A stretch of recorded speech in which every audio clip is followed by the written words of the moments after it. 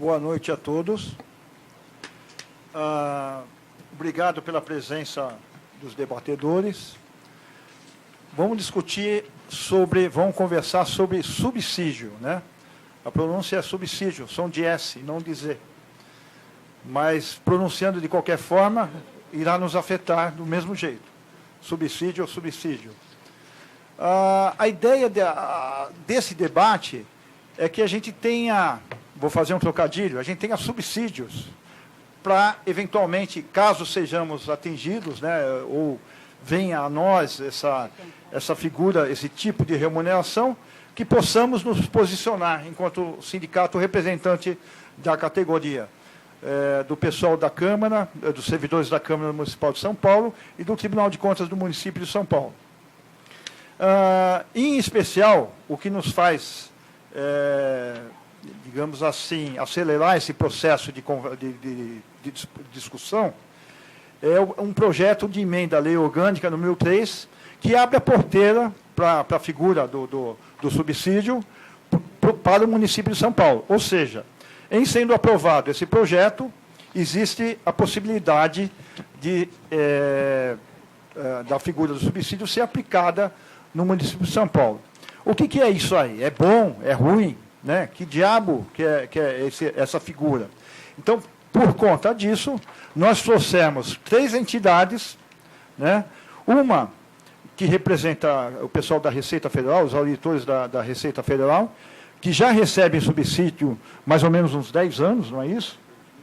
Desde 2008. O pessoal, os servidores do município de São Paulo, por intermédio do Sérgio, presidente do Sindicep, e o pessoal dos auditores fiscais do município de São Paulo. O Wilson está representando. Então, a ideia são pessoas que nós estamos diretamente envolvidos com essa figura do subsídio e vamos discutir, vamos conversar para ver do que se trata, se nos interessa, se não nos interessa, e vamos firmar uma posição do sindicato a respeito disso. Os primeiros a falarem serão as pessoas, os que tiveram essa experiência diretamente, que é o pessoal da Receita Federal. Num primeiro momento, o Wagner Teixeira vai falar do que se trata, o que é o subsídio, conceitualmente, do ponto de vista conceitual. Depois o Oswaldo vai explanar sobre a experiência que ocorreu, que tiveram na Receita Federal. Posteriormente fala o Sérgio e depois o Wilson. Passo a palavra para o Wagner, teria 10 minutos. Fique à vontade. Ok, obrigado. Bom, inicialmente gostaria de, na pessoa do Dr. Marcos, cumprimentar os membros da mesa e a todos os presentes, boa noite.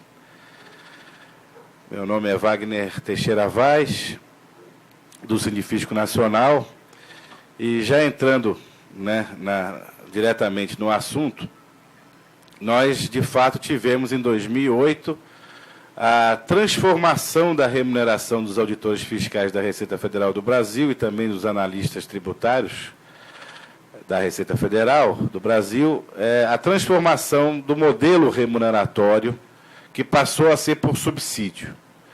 Então, primeiramente, eu gostaria de esclarecer que essa transformação foi fruto de uma luta do sindicato. Quer dizer, o sindicato, o Sindifisco Nacional, que na época se chamava Unafisco Sindical, entendeu que o melhor modelo remuneratório para os auditores era o subsídio. Então, primeiramente, como solicitou aqui o doutor Marcos, vamos conceituar o subsídio. O que é subsídio? Subsídio é uma forma remuneratória que foi inserida na Constituição Federal em 1998, pela emenda constitucional número 19, né, de 98. E, na minha visão, ela tem um duplo aspecto. Esse modelo remuneratório do subsídio tem um duplo aspecto. Primeiro, foi um aspecto moralizador da administração pública, porque havia no Brasil, não só na esfera federal, mas nas 3 esferas de governo, inclusive na federal, discrepâncias muito grandes entre as remunerações dos diversos cargos do Executivo e também dos outros 2 poderes, e também do Ministério Público. Então, havia uma discrepância muito grande, não havia a imposição de limites, né, de tetos, e a Emenda Constitucional 19 veio fazer isso também, estabelecer limites e estabelecer que os membros de poder, os detentores de mandato eletivo e os detentores de mandato eletivo devem obrigatoriamente ser remunerados por subsídio. Isso está lá, foi inserido, se eu não me engano, no parágrafo 4º do artigo 39 da Constituição, por essa Emenda 19.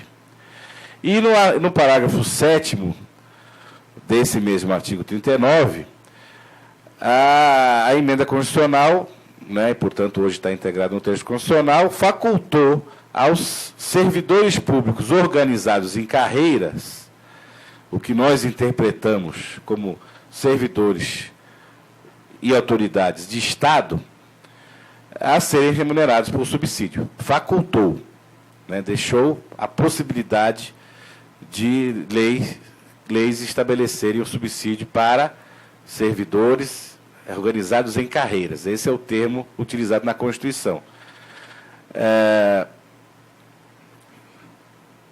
Então, esse é um modelo novo relativamente no direito, né? Ele é um modelo que foi implantado em 98 na Constituição Federal. De plano, quem são os membros de poder detentores de mandato eletivo que passaram a receber por subsídio? Os membros do Judiciário, né, os juízes, membros do Ministério Público, né, dos tribunais de contas, ministros de Estado, prefeitos, governadores, presidente da República, deputados, senadores, membros de poder. Esses recebem por subsídio obrigatoriamente. Mas o que vem a ser efetivamente o subsídio? O subsídio, ele é caracterizado por uma remuneração em parcela única. É uma única parcela, uma única rubrica, chamada subsídio, que abrange todas as outras rubricas remuneratórias até então vigentes. Então, vencimento básico, gratificação de atividade de risco, gratificação de atividade externa, né, as múltiplas gratificações existentes na legislação administrativa brasileira, adicional noturno, adicional de periculosidade, adicional por tempo de serviço, todas essas espécies que são remuneratórias, não indenizatórias, né, que têm a característica jurídica de ser remuneração, passam a sumir e constituir apenas uma única parcela chamada subsídio. Né? Inicialmente, se entendia que o subsídio só era compatível com outras verbas que fossem indenizatórias, como é o auxílio alimentação, auxílio moradia, auxílio transporte e assim por diante. Né? Esse entendimento já tem sido modificado pela doutrina e pela jurisprudência. Mas, então, em apertada síntese, como eu costumo dizer, o conceito de subsídio é esse, é uma remuneração em parcela única, que abrange, portanto, todas as gratificações, né? Ele consolida todas as gratificações em si mesmo, o subsídio. Esse é o conceito. Fazendo um comentário inicial, antes de passar aqui para o colega que vai falar um pouco mais sobre a experiência da remuneração com subsídio, mas eu começaria comentando o seguinte: se fosse ruim, não seria estabelecido para membros de poder. Eu costumo fazer muito essa comparação. Se fosse um modelo ruim, ele não seria estabelecido para membros de poder, magistrados, membros do Ministério Público, assim por diante. Então, o conceito do subsídio é um bom conceito. É um conceito que valoriza o cargo e não desvaloriza o cargo. Claro que tudo vai depender do quanto vai se estabelecer, qual o valor que vai se estabelecer para esse subsídio. Mas aí é uma questão política e não jurídica. Aí nós fugimos da questão do conceito jurídico de subsídio. Né? O conceito jurídico de subsídio é o melhor possível. É uma remuneração transparente, não é um valor baixo, né? O subsídio do teto do funcionalismo público das 3 esferas é o subsídio do ministro do Supremo, né? Que hoje está próximo de R$30 mil, não é isso? Então, o conceito ele é favorável. Tanto que nós, do Sindifisco, os auditores fiscais, lutaram em 2008 para ter o subsídio, para ser essa forma de remuneração, né? E não estamos insatisfeitos com o subsídio, estamos insatisfeitos com a política salarial do governo federal, o que não se confunde com o modelo remuneratório escolhido. Em outras palavras, ainda que não fosse subsídio, certamente que a situação remuneratória hoje dos auditores fiscais seria igual ou pior, né? Certamente não melhor, porque daí nós esbarramos na questão política, né? Não só do estabelecimento do valor do subsídio e da sua correção anual, que também é um dever constitucional, que, diga-se de en passant, o governo federal, pelo menos, não cumpre a revisão anual, né? A revisão geral anual que o artigo 37 da Constituição determina, ele não cumpre, simplesmente ignora.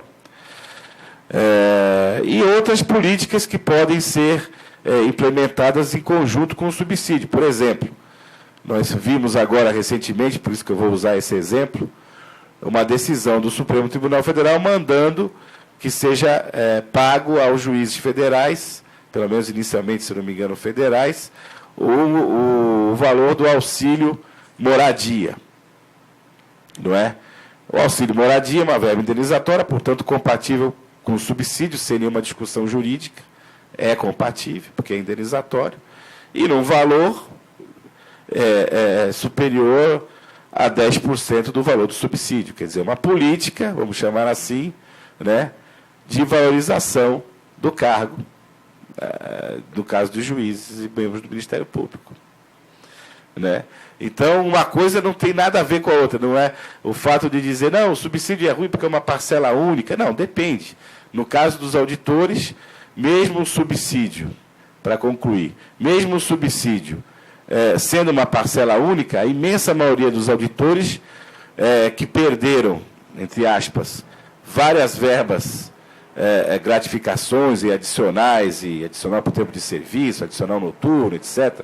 Quando foi implantado o subsídio, em 2008, no nosso caso, a maioria imensa dos auditores do Brasil, da Receita Federal, do Brasil inteiro, ganhou. A maioria ganhou, em termos nominativos, em termos de valor na remuneração, né? E não perdeu, embora tenha englobado todas as gratificações. Quer dizer, não só englobou, como ainda avançou e houve um reajuste remuneratório. Então, em resumo, esse é o conceito do subsídio, e eu vou passar então a palavra aqui para o colega Oswaldo, para detalhar um pouco essa experiência na Receita Federal. Boa noite a todos. Boa noite aos integrantes da mesa, Marcos, Sérgio, Wilson. Queria, em nome do Sindifisco Nacional, agradecer o convite que nos foi feito e esperar que nós possamos passar aqui a nossa experiência e contribuir de alguma forma para esclarecer essa questão, para que vocês tenham elementos para tomar uma decisão ou para se posicionar em relação a essa proposta que possivelmente virá para vocês. Acho importante essa troca de experiência entre os servidores de todas as esferas de governo, as entidades que representam os servidores. Acho que nós temos algumas diferenças, mas, no geral, os problemas são comuns e a troca de experiência só vai ajudar a todos nós. Com relação ao subsídio, nós passamos a receber subsídio a partir de julho de 2008, depois de uma intensa luta, era um desejo já antigo da categoria. Então, nós recebemos com muita alegria isso aí. Porque nós tínhamos até então um olerite fatiado, cheio de verbas, penduricalhos, que a gente costuma dizer, né?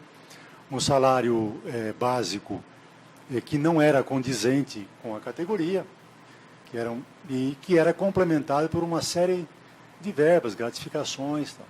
E aquilo sempre nos causava incômodo, porque sempre ficava aquela dúvida de vir aqui um louco qualquer aí resolver tirar isso. De repente, numa crise financeira, como a gente viu, uma crise de Estado acontece na Europa agora, com uma canetada é possível extinguir várias dessas verbas que estão ali penduradas ao salário base, que era ridículo.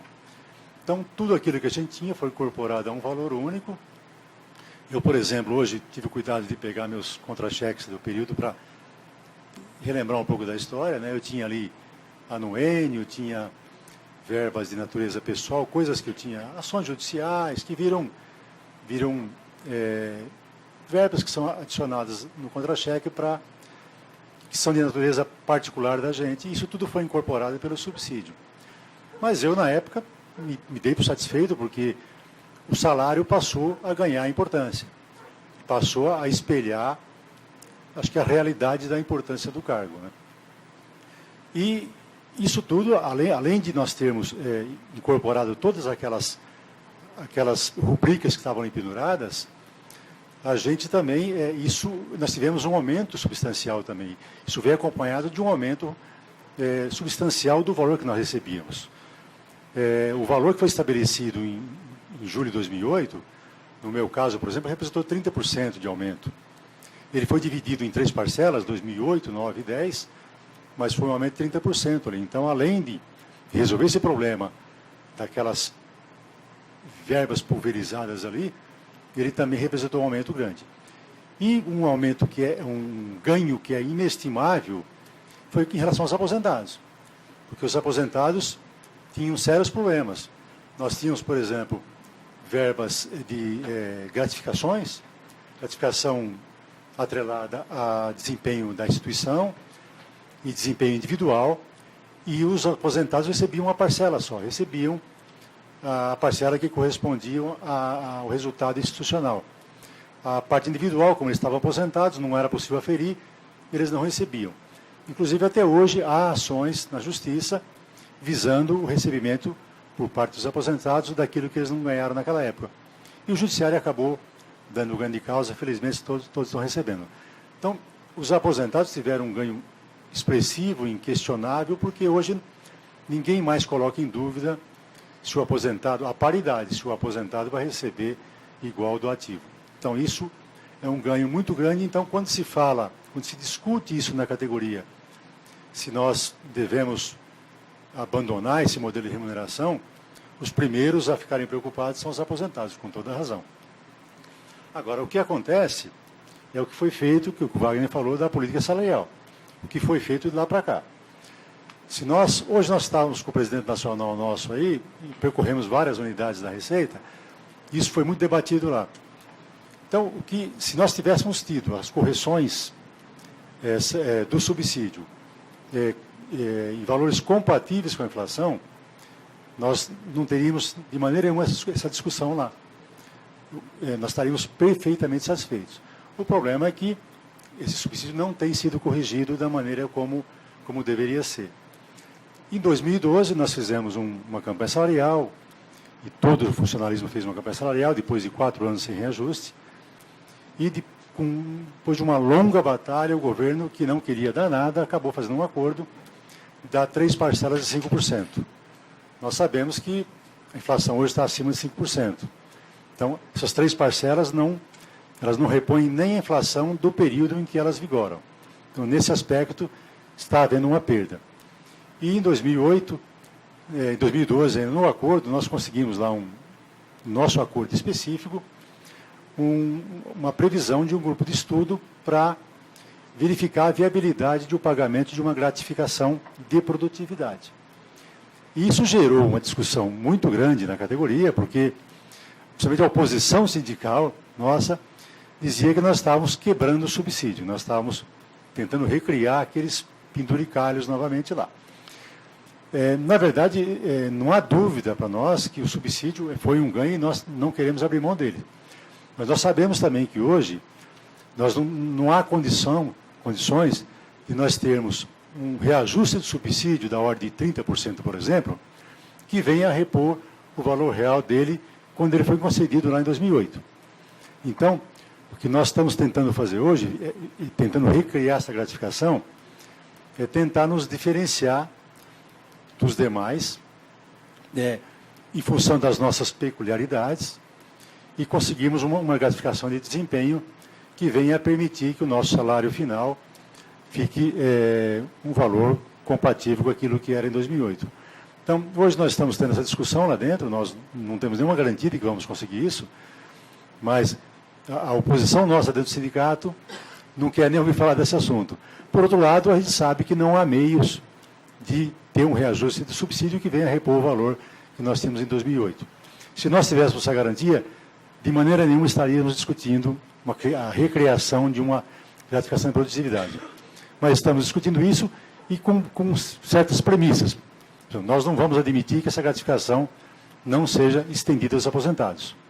E também não vamos admitir que ela seja feita com base em critérios de metas individuais, sempre de metas institucionais. Então, essa discussão nós temos lá hoje, mas eu acho que a nossa opinião é de que foi um ganho grande, ainda é um grande ganho, e nós ainda consideramos o subsídio uma forma remuneratória da qual nós não queremos abrir mão. Obrigado.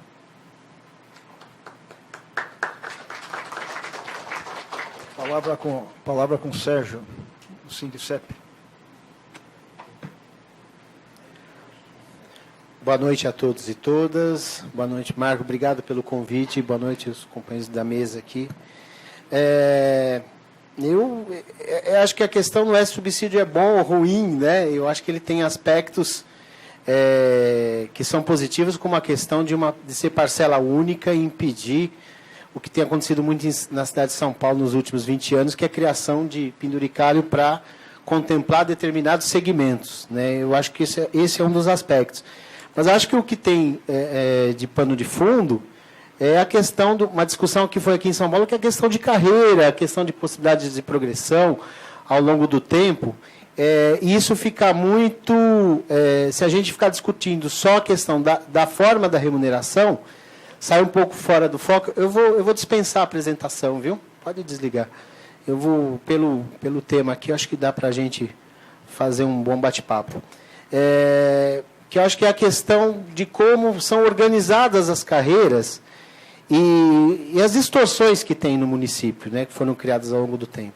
E é óbvio que, primeiro que o subsídio chega para a gente em setembro, dia 6 de setembro de 2013, sem a menor expectativa o que isso iria acontecer, que o governo iria apresentar essa proposta. Havia uma expectativa muito grande diante de 2013, ele ter feito um reajuste para o nível básico de 71% sobre R$ 440, né? Que era esse o valor. Em maio de 2013, e 42% sobre 645, que foi o nível médio, que chegou a 920. Tinha uma expectativa muito grande da saúde, nível universitário, vários setores da prefeitura, que a gente iria ter esses tipos de recomposições de perda. E aí, quando veio com a proposta de subsídio, ela pegou todo mundo de susto, e o primeiro aspecto, ela foi rejeitada de cara por todo mundo, porque ela retirava quinquênio e sexta parte, né?